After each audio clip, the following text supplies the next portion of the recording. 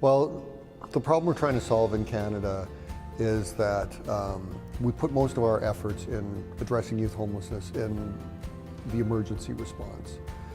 Emergency services like shelters and day programs, that kind of thing. We do a little bit around helping young people exit homelessness and almost nothing around prevention. So our goal is to help mobilize knowledge to make a shift from that managing the crisis of youth homelessness to one that actually focuses on preventing and ending it. And so the approach that we take to doing that, like Canadian Observatory on Homelessness, it's a research institute. But we don't just conduct research studies that are sitting on a shelf somewhere or in a library that nobody reads. What we do is we work in partnership with key organizations to conduct and mobilize research that really addresses solutions to youth homelessness. Well, it's homelessness writ large, but in particular youth homelessness. And in North America, this reluctance to go down the road of prevention means that we have to work on multiple levels. We have to engage communities. We have to engage service providers.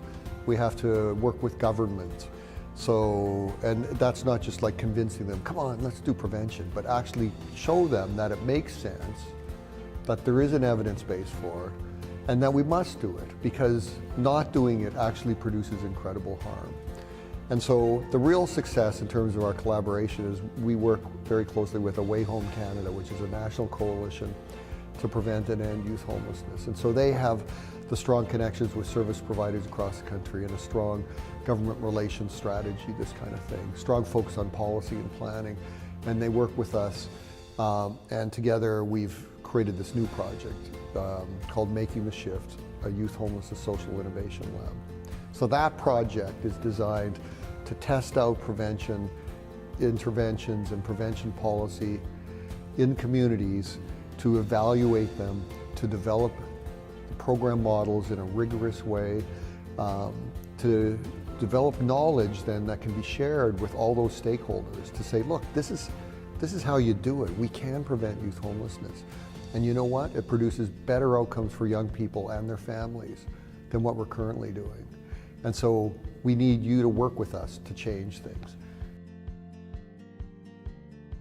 Well, I think a couple of things that I recognize from Wales that are important is that you've been able to work really effectively to get prevention on the agenda of government, right? And so the Homelessness Act 2014 is like important legislation that we recognize in Canada. We wish we had something like that. It's taken up in England now, but that central approach of duty to assist, it's brilliant. It's like once you think about it, you go, this is obvious. Like, why aren't we doing everything we can to help somebody at that point when they're vulnerable to falling into homelessness? And so there's no reason why we can't adapt it to Canada. We're taking a different approach, but the basic principles driving it are the same. The other thing I think we can learn from Wales is the incredible openness to learning from other countries, right? You're implementing Housing First for Youth, which was developed in Canada, Upstream project developed in Australia. You're developing your own innovation around, Youth Reconnect kinds of programs, but you're embracing the notion that we should be implementing what works, and that we need to shift the way we're thinking about youth homelessness. That you have, as I say, government engaged. You've certainly got people in communities, what we call communities, local authorities, but towns and cities and rural areas, who want to make that shift to prevention, and you're leading the way. And doing it very rapidly.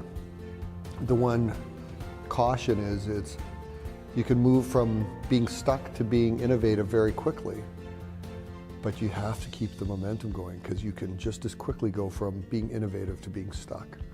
And so I think that people in Wales should be proud that that you are actually now in a position of being world leaders around prevention, and in particular around youth homelessness. Like, this is a big deal.